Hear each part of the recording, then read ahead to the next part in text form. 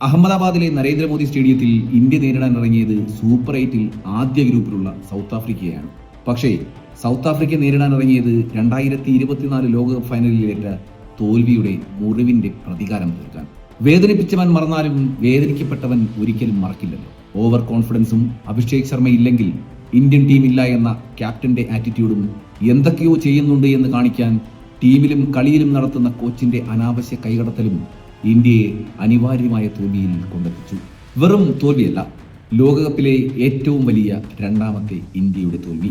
76 റൺസിന്റെ വൻ തോൽവി ഏറ്റുവാങ്ങിയ ഇന്ത്യ നെറ്റ് റൺ റേറ്റിൽ -3 താഴേക്ക് കൂപ്പുകുത്തി. ഇനി ഇന്ത്യക്ക് സെമിയിലേക്ക് കടക്കാൻ ഇനിയുള്ള 2 കളികൾ ജയിച്ചാൽ മാത്രം പോരാ, മറ്റ് ടീമുകളുടെ കളിയും റിസൾട്ടിനെയും ആശ്രയിക്കുക കൂടി വേണം. സൗത്ത് ആഫ്രിക്കയ്ക്ക് ഇനിയൊരു തോൽവി ഉണ്ടായാൽ ഉറപ്പായും ഇന്ത്യ പുറത്തേക്കുള്ള വഴി കാണാൻ സാധ്യത കൂടുതലാണ്. തിരിച്ചുവരവിന്റെ പാതയിൽ നിൽക്കുന്ന സിംബാബ്വേയും എല്ലാ കളികളും ആധികാരികമായി ജയിച്ചു മുന്നേറുന്ന വെസ്റ്റ് ഇൻഡീസും പെട്ടെന്ന് മുട്ടുമടക്കുന്നവരല്ല. ഇന്ത്യക്ക് ഇനി സെമി സ്വപ്നം കാണാൻ അവർക്കെതിരെ ഒരു ചെറിയ വിജയം മാത്രം പോരാ, വലിയ മാർജിനിൽ തന്നെ വിജയം നേടണം. സഞ്ജു ടീമിൽ കാണുമോ എന്ന മാധ്യമപ്രവർത്തകന്റെ ഒരു ചോദ്യത്തിന് അഭിഷേകിനെ മാറ്റണോ അതോ തിലകനെ മാറ്റണോ എന്ന് ചോദിച്ചുകൊണ്ട് സൂര്യകുമാർ യാദവിന്റെ ഒരു പരിഹാസ ചിരി ഇന്നലെ നമ്മൾ കണ്ടതാണ്. സഞ്ജു സാംസൺ ഒരു വലിയ ലെജൻഡ് ഒന്നും ആയിരിക്കില്ല, പക്ഷേ ആരാധകരുടെ പ്രതിനിധിയായി ഒരു മാധ്യമപ്രവർത്തകൻ ഈ ചോദ്യം ചോദിക്കുമ്പോൾ സഞ്ജു എന്ന കളിക്കാരനെ വില കുറച്ച് കാണിക്കുന്ന പ്രതികരണമാണ് നമ്മൾ കണ്ടത്. നിലവാരമില്ലാത്ത പ്രതികരണം, അഹങ്കാരം നിറഞ്ഞ പ്രതികരണം. അഭിഷേക് ശർമ്മയുടെ ഫോമിനെ പറ്റി ചിന്തിക്കുന്ന ടീമുകളെ പറ്റിയാണ് ഞാൻ ചിന്തിക്കുന്നത് എന്ന് പറഞ്ഞ് അഭിഷേകിനെ പൊക്കിയടിക്കുന്നത് കണ്ടപ്പോഴും അതിൽ സൂര്യയുടെ അഹങ്കാരം വളരെ വ്യക്തമായിരുന്നു. ഈ അഹങ്കാരം പിടിച്ച ആറ്റിറ്റ്യൂഡ് ഒരിക്കലും ഒരു ഇന്ത്യൻ ക്യാപ്റ്റന് ചേർന്നതല്ല. ജയവും തോൽവിയും സ്പോർട്സിന്റെ ഭാഗമാണ്, പക്ഷേ സ്വന്തം ടീമിന്റെ ആരാധകർ പോലും ഈ അഹങ്കാരം കാരണം തോറ്റത് നന്നായി എന്ന് കരുതുന്ന അവസ്ഥയാണ് ഇപ്പോഴുള്ളത്. സോഷ്യൽ മീഡിയയിലുള്ള കമന്റ് ബോക്സുകൾ ഇതിന് ഉദാഹരണങ്ങളുമാണ്. ഇന്ത്യ പാക് മത്സരങ്ങളും ഇന്ത്യ ഓസ്ട്രേലിയ മത്സരങ്ങളും വരുമ്പോൾ മുൻപ് കൂടുതലും വാക്കുകൾ കൊണ്ട് കളിക്കുന്നത് മറ്റ് ടീം അംഗങ്ങളായിരുന്നു. അവിടെ നാക്കുകൊണ്ടല്ല, ബാറ്റ് കൊണ്ട് മറുപടി നൽകിയിരുന്നത് സച്ചിനും സേവാഗും ധോനിയും കോഹ്ലിയും രോഹിത്തും ഒക്കെയായിരുന്നു. അതായത് നിലവാരമില്ലാത്ത വാക്കുകൾക്ക് മറുപടി ഗ്രൗണ്ടിൽ എന്നതായിരുന്നു ഇന്ത്യയുടെ രീതി. ഇതിപ്പോൾ നേരെ തിരിച്ചാണ് സൂര്യകുമാർ യാദവ് ചെയ്യുന്നത്. സംസാരം കൂടുതൽ, പെർഫോമൻസോ പൂജ്യവും. വെറുതെ വീരവാദങ്ങളും പ്രസ്താവനകളും ഒക്കെ നടത്തി സൂപ്പർ 8-ലേക്ക് കടന്നിരുന്നു. മുന്നിൽ സൗത്ത് ആഫ്രിക്ക. ഗ്രൂപ്പ് ഘട്ടത്തിൽ തന്നെ ഇന്ത്യൻ ബാറ്റിംഗ് നിരയുടെ ദൗർബല്യം പൂർണ്ണമായും പുറത്തായതാണ്. ആദ്യ 3 ബാറ്റർമാർ ലെഫ്റ്റ് ഹാൻഡ് ബാറ്റർ ആയതുകൊണ്ട് തന്നെ ലോകത്തിലെ ഏത് ടീമിനോട് ഇന്ത്യ കളിച്ചാലും ആദ്യ ഓവർ എറിയാൻ ഓഫ് ബ്രേക്ക് എറിയുന്ന ഏതെങ്കിലും ഒരു പാർട്ട് ടൈം ബൗളറിന്റെ ആവശ്യമേ ഉള്ളൂ. അത് ഏത് കൊച്ചുകുട്ടിക്ക് പോലും ഇപ്പോൾ അറിയുകയും ചെയ്യാം. അതുകൊണ്ട് തന്നെ സൗത്ത് ആഫ്രിക്കയുടെ ക്യാപ്റ്റൻ മാർക്രം ബോൾ ചെയ്യാനെത്തുന്നു. ഇഷാൻ കിഷന്റെ രൂപത്തിൽ ഒരു ലെഫ്റ്റ് ഹാൻഡ് ബാറ്റർ അദ്ദേഹത്തിന്റെ ഇരയാകുകയും ചെയ്തു. ആദ്യ ഓവർ ചെയ്ത മാർക്രം പിന്നീട് ബോൾ ചെയ്യാൻ വന്നതുമില്ല. പിന്നീട് ചീട്ടുകൊട്ടാരം പോലെ തകരുന്ന ഇന്ത്യൻ ബാറ്റിംഗ് നിര ആരാധകരെ നിരാശയിലാഴ്ത്തി. ഇന്ത്യക്കെതിരെ ആദ്യ ഓവർ എറിയാൻ പാകിസ്ഥാൻ സൽമാൻ അലി ആകെ ഉപയോഗിച്ചു. നെതർലൻഡിന്റെ ആര്യ ദത്താണ് ഇന്ത്യക്കെതിരെ ആദ്യം ബോൾ ചെയ്തത്. സൗത്ത് ആഫ്രിക്ക ഓപ്പോസിറ്റ് എത്തിയപ്പോൾ ആദ്യം ബോൾ ചെയ്തത് മാർക്രം.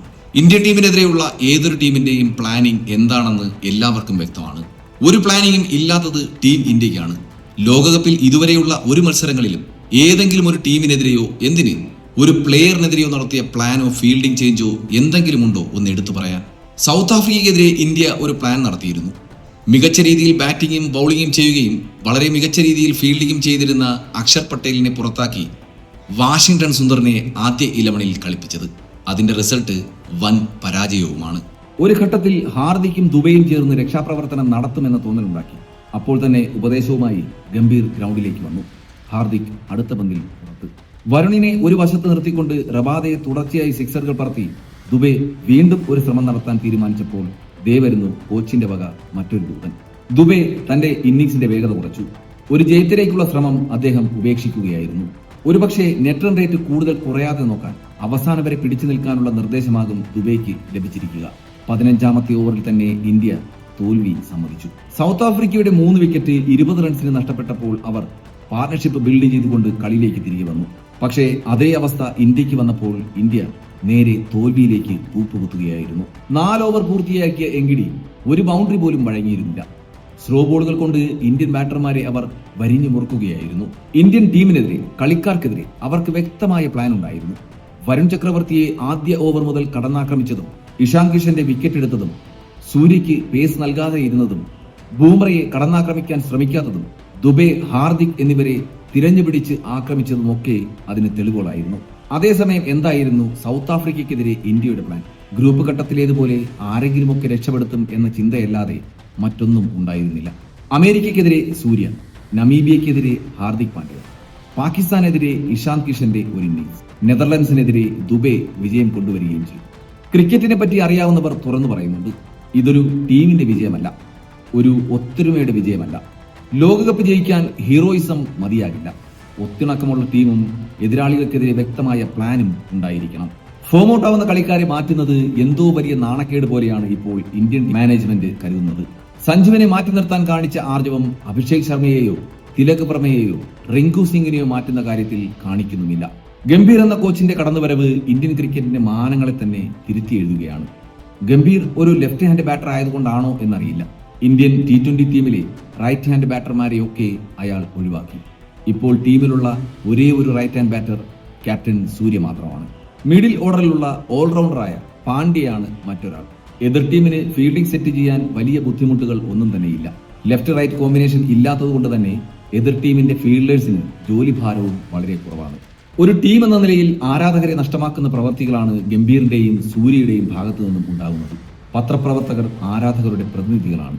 അവരോട് മാന്യമായി സംസാരിക്കാനും ഉത്തരവാദിത്വത്തോടുകൂടി അവർക്ക് മറുപടി പറയാനും സാധിക്കണം. പാകിസ്ഥാനെ മാത്രം തോൽപ്പിച്ചാൽ അവർക്ക് കൈകൊടുക്കാതിരുന്നാൽ എല്ലാമായി എന്ന ചിന്ത സൂര്യയ്ക്ക് വേണ്ട. ഇത് ക്രിക്കറ്റാണ്.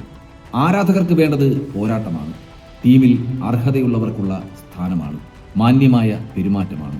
മഹേന്ദ്ര സിംഗ് ധോനിയും കോഹ്ലിയും രോഹിത്തുമൊക്കെ ബാറ്റിംഗിൽ പരാജയപ്പെടുമ്പോഴും ടീമിനെ ഒത്തൊരുമയോടെ കൂടെ നിർത്തി പോരാടിയവരാണ്.